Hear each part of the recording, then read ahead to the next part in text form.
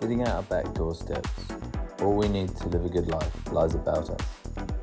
Sun, wind, people, buildings, stones, sea, birds and plants surround us. Cooperation with all these things brings harmony. Opposition to them brings disaster and chaos.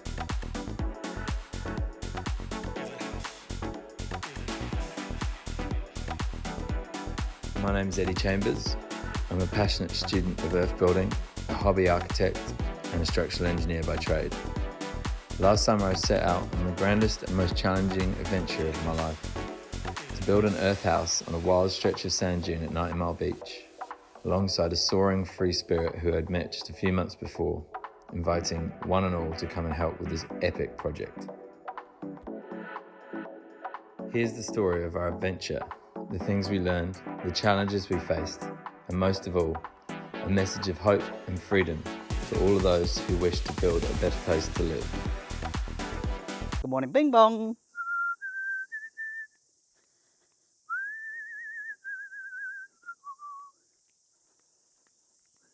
See you soon.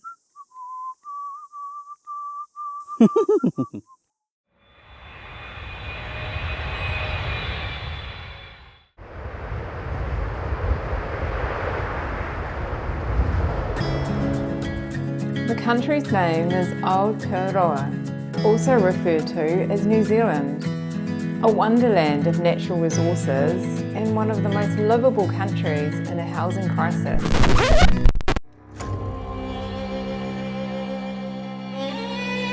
In the 2 years prior to the fourth quarter of 2021, real house prices in the OECD climbed at their fastest pace since records began 50 years ago, driven by drastic pandemic policies, including the closure of its borders. The housing market continues to tumble, with home values making their largest first quarter fall in more than 15 years. The number of households that have lived in emergency housing for more than 2 years has doubled. Beside that, we have a possible recession coming, not to mention the problems with climate change. Another sign that inflation is showing no sign of easing. The economy has fallen into a technical recession. Well, New Zealand is dealing with the aftermath of a once-in-a-generation storm after Cyclone Gabrielle left behind a trail of destruction. This morning we declared a national emergency for only the third time in our history. Authorities in Auckland declared a state of emergency. I know what you may be thinking, but no, this is not a documentary about bad news. It's about action and thinking outside of the square.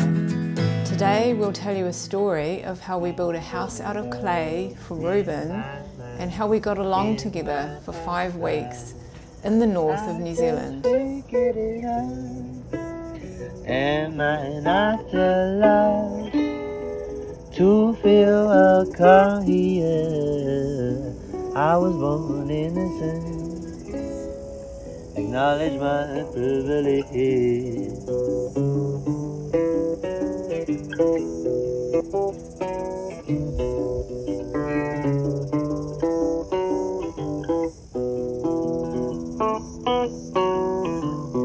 Pick it up and I'll think about what I wanna say. You said you would, I'd run away. Pick it up and I'll think about what I wanna say. You said you would, I'd run away.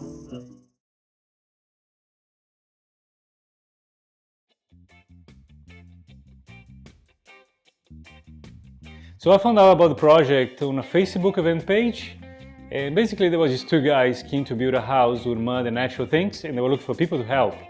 And I thought, what an epic idea. So I joined the group and I spent 5 weeks trying to capture all the magic that happened in the project.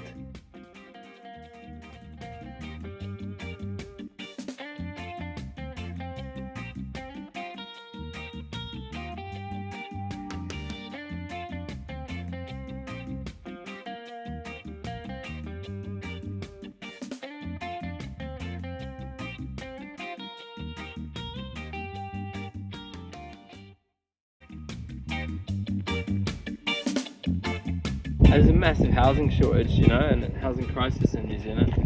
And there's also a climate crisis, and people are looking for alternatives in every avenue. We know how much construction waste and household energy use contributes to climate change. So I think people are seeing that how we build our houses is a massive part of the solution. So I think this project speaks to a lot of people because we're trying to show people an alternative, and we're trying to show people that we can do it with our own hands and with the community, and we don't need machinery and that sort of thing. So yeah, I did one a few years ago and it just changed my life.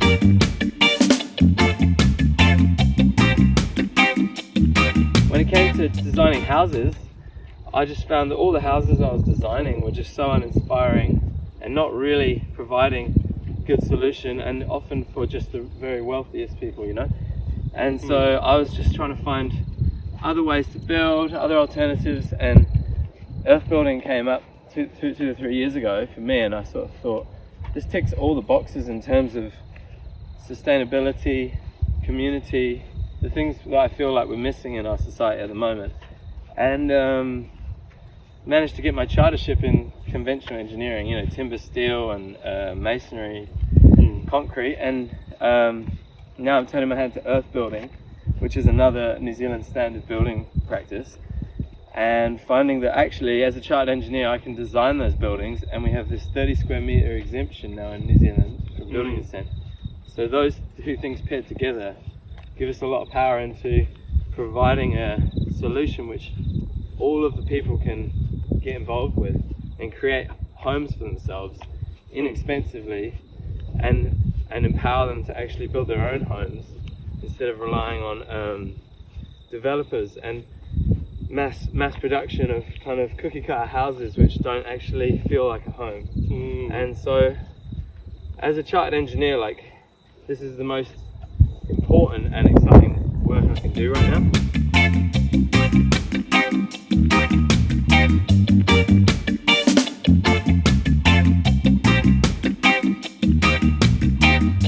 It's a bit of a wild card. I have this ultimate faith that people involved in earth building and interested in earth building are usually pretty good sorts, so there's that on my side. I also have spoken and had phone calls with every single person who's arriving and trying to make sure that they know what they're getting into and that it's the right thing for them. But once we get the new group together, Dan and Isla and some of the other facilitators coming have got a lot of community building experience, and they know how to clearly explain the kaupapa, holding talking circles, community gatherings, meetings, conflict resolution, and there's lots of strategies that we have to try and smooth things over and make things go as well as possible.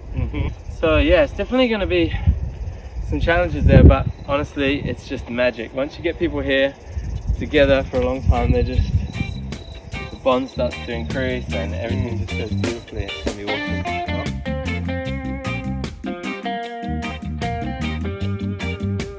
And we also went to get that stack of wood, and we met Grant Stephen. So, yeah, he was a good concept. My earth guru, and he told us the plan we had for the walls was going to work, but he'd actually never done it that way before. So I was like, well, okay, I've never really designed an earth building before. This is how I thought it should go. And he's like, well, I've never done it like that, but I think it'll work. Yeah. So it's pretty original what we're doing in terms of the design. Verena said the same thing as well. Did she? Yeah. Is it original also in terms of the timber structures that we've got going on? Because like the outside, the mezzanine and the roof just... I guess it's following a pattern of like post and beam structures with infill panels, which has been happening in Europe since like over 1,000 years, you know? So big, heavy, chunky wood, which is super durable with earth in between.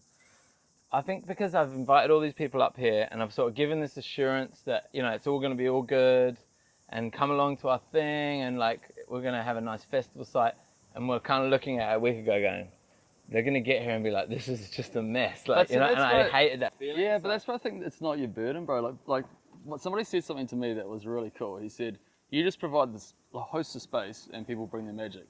And that's one thing that is happening here. It's like we just host the space, bro, and then everyone just bring their genius, bring their stuff that they do well. So we do need to set up structures, and we do need to have things like toilets and showers working, but people can make it their own as they go, and that's what's happening, bro. should we show Gabrielle the structures Go that check we've it put out. up so far? Yeah. Do you want a hat for the wall? Yep. Okay. Can I have that? Yeah. Do you want this Yeah, one? that one. Yeah, sweet.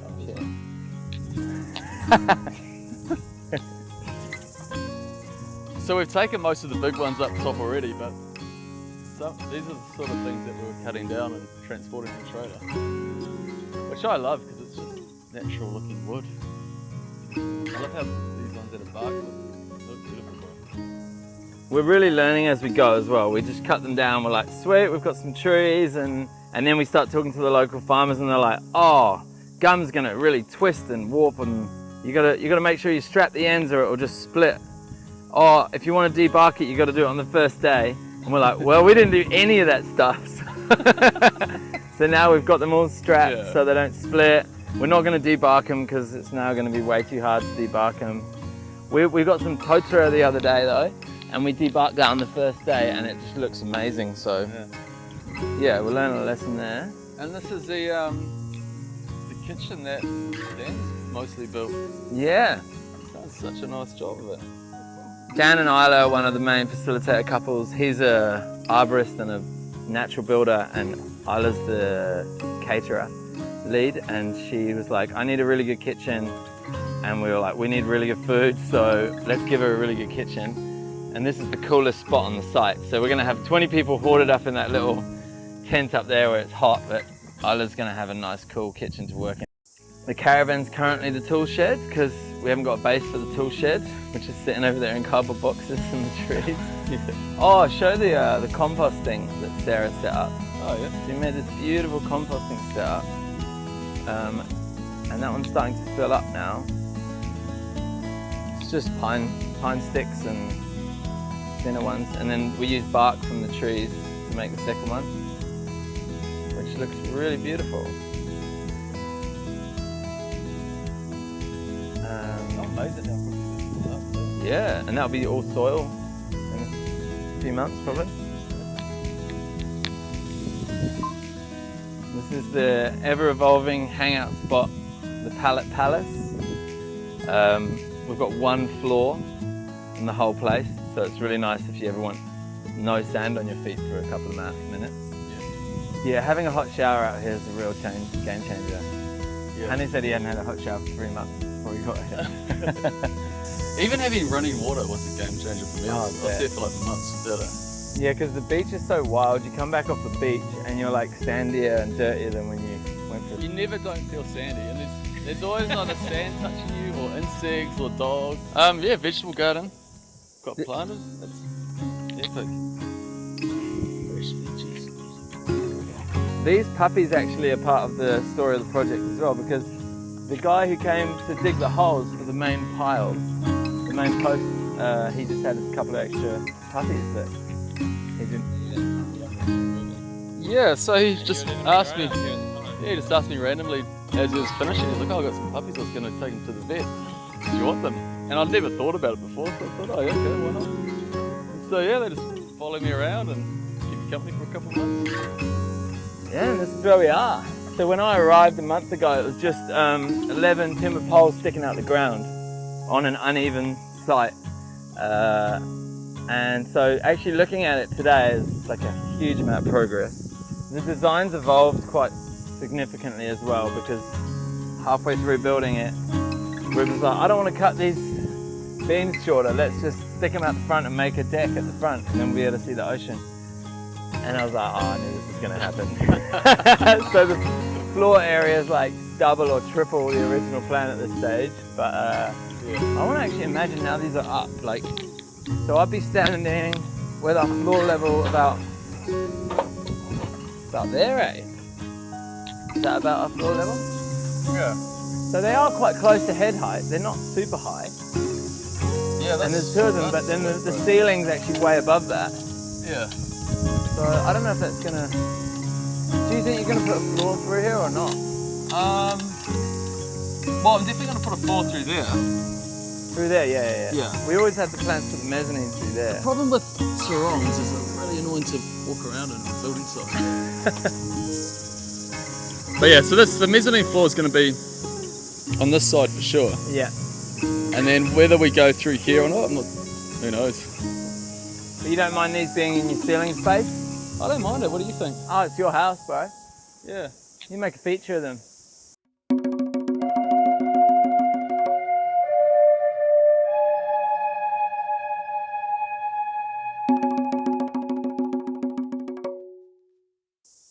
Oh, I don't even know where to start. This is pretty massive for me. I just want to thank everyone for being here, and Reuben, and I'll just share a bit of a story of how this has even come about. In the last month, I went in my van and just travelled New Zealand and went with the universal calls of where Spirit was taking me to different places around New Zealand, different sacred sites. And I started getting some really intense messages from nature spirits, as well as a lot of Māori ancestral stuff.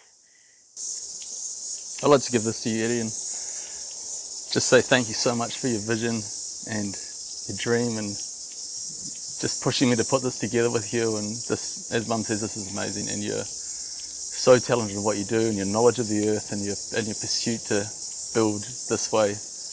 This is for you, and if you want to say anything, you're welcome to. Thank you, Reuben. A bit place of love.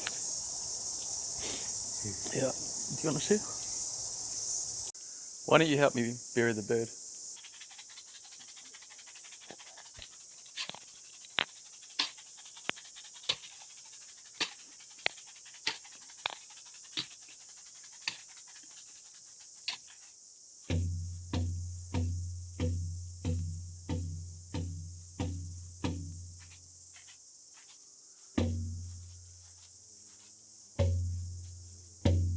Let it out, Eddie.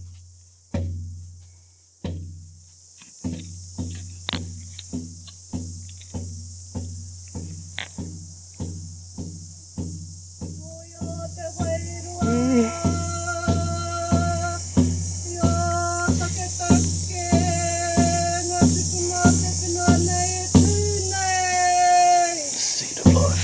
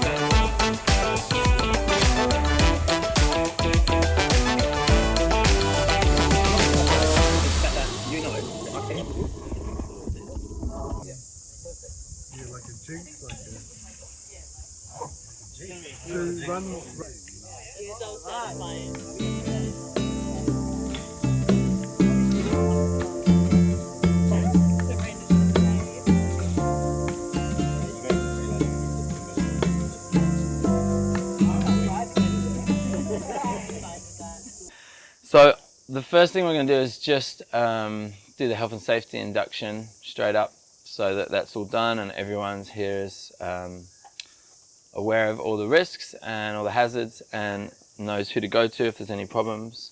Whilst on the building site, it's necessary to consider which activity you're involved in and which PPE would be appropriate on each occasion. And on some occasions, hard hat, safety boots, glasses or goggles, earbuds and gloves. And there's lots of activities which don't actually require those things, like working with the clay, for example, on the ground. Pretty much doesn't need any PPE. But Yeah. Clay's, yeah, it's one of my favourite things about working with clay. It's just really non-toxic and really good for your skin actually, and yeah, so you can just get stuck in. But whilst working on the building site, so there's 3 sites up there. There's a timber workstation which has power tools, and that is restricted to people who are trained to use it. And if you want training to use it, we can offer that, but until you have that training, you're not to use that area. We'll try and look around who's below us and clear areas that we're working on. But if you're about to enter the main building zone, just look up, and if someone's there, just say, hey, is it okay if I walk through here? Just sing out first so we know who's below us. Good. So, and finally, first aid kits. There's 2 here, one's for wounds and one's for illness. So with sands, they're larger particles. There's no cohesion. They drain water freely. Silts is the in-between state, and once you get into clays, you've got the smallest particles, platelet action. So whilst wet, they can slide and slip around each other, but once dry, the plates sort of become closely interlocked, and it becomes really, really hard. So clay is completely dependent on its moisture content in terms of how it behaves. I'll take you through the processing afterwards, but you can always get to what you need, but the minimum, like there are ways to get the organics out, like sieves and things, but if you can just find a deep enough hole or a excavation from like a roadworks where they've got way below all that organic matter, you can take that stuff out. It's the best stuff you can get. It's a bit crumblier, it's a bit sandy, like you can actually feel sand particles amongst the slippery clay in your hand. You can even hear them, not maybe with the cicadas, but that is another thing that people do when they take clay testing. They smell it. Any organic smell, if there is a tiny bit, is something to be aware of. It's not necessarily a disaster, but it's better if there's no smell at all. Pinky red rock with little grey beads in it, and I just thought it looked awesome, and it'd be great to work with it. It's a really nice colour. We're probably going to make a paint out of it because maybe the inside of the walls can be painted this colour. But for earth building, we did make the test samples, and we found it has the strength we need. Probably going to be three.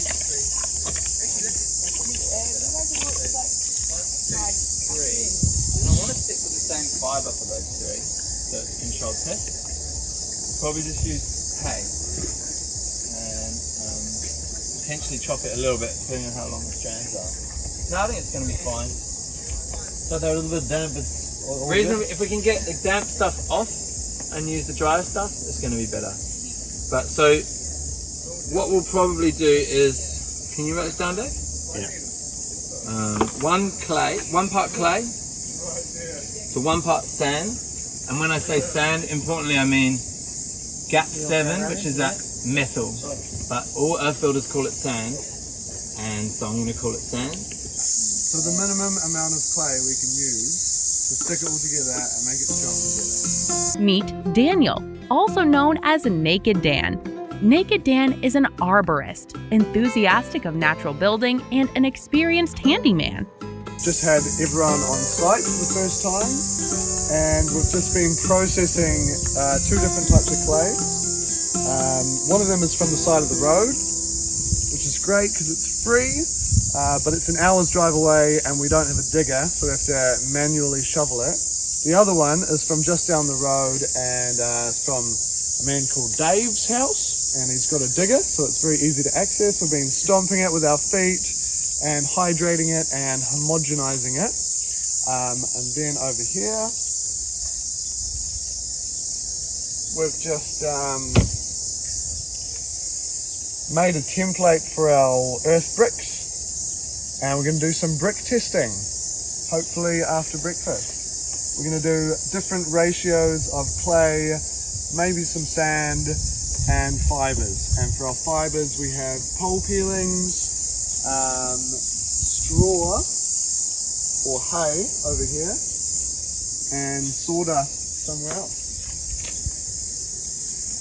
This is probably one of the key fibres we want to use. Ideally straw, but we've got the most straw-like hay we can get. kikuyu grass, and yeah, hopefully some pine needles as well, because there's heaps of them about.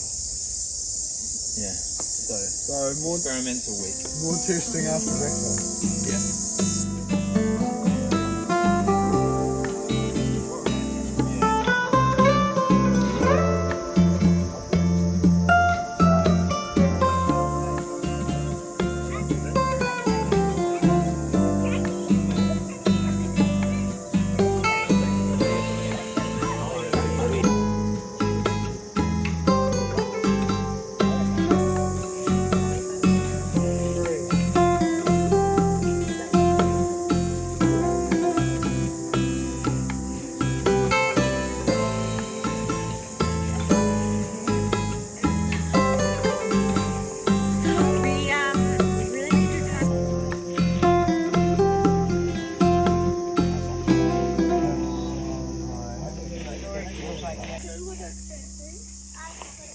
Oh yeah.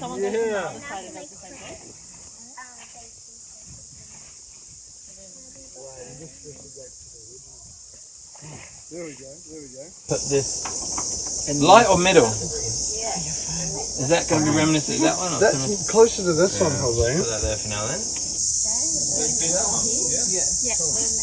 This one will have better thermal mass properties, so it takes longer to heat up, releases the heat slower. That one would be good on the south side of the building where you have cold winds and it's almost like a blanket kind of effect insulation. Yeah, nice. Getting into the corner. Yeah. Don't go too overboard, just a little. Just a little so light. I can get in the mold. Oh yeah, nicely. okay.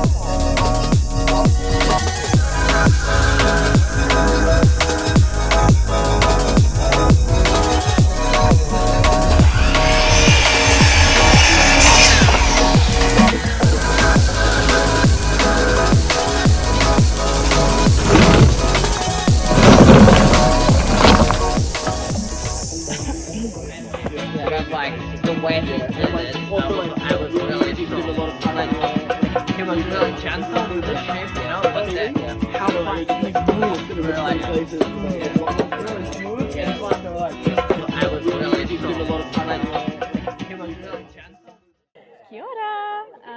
I'm Tamsin, and we've just had a beautiful cacao ceremony on the Ahipara Earth Build site.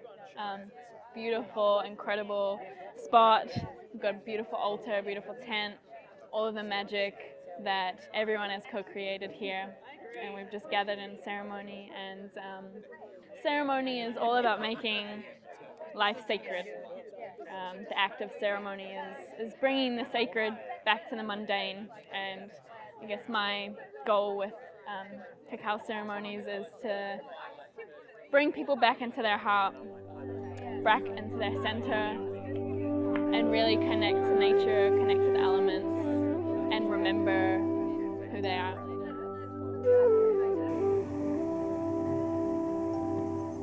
I just want everyone to bring their cacao to their heart.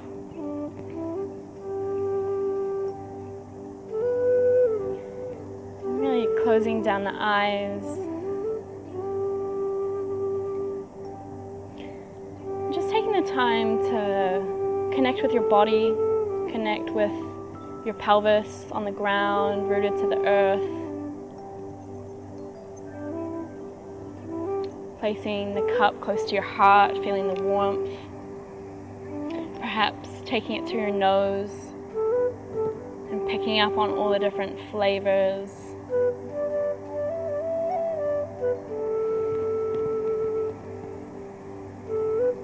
Really cultivating gratitude for the journey that these plant medicines have been on to land here. the beautiful earth itself for providing this medicine. And really cultivating the respect for the awareness and the medicine that these plants bring, and being open to receiving.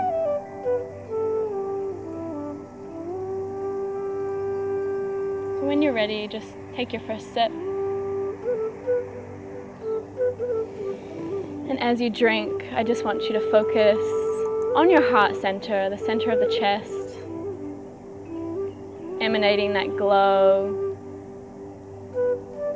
and really focusing on that gratitude and the love within your body, because as you connect to this energy, it is what allows the cacao to flow through your veins, sink in your stomach, to oxygenate your blood, open your mind and open your heart.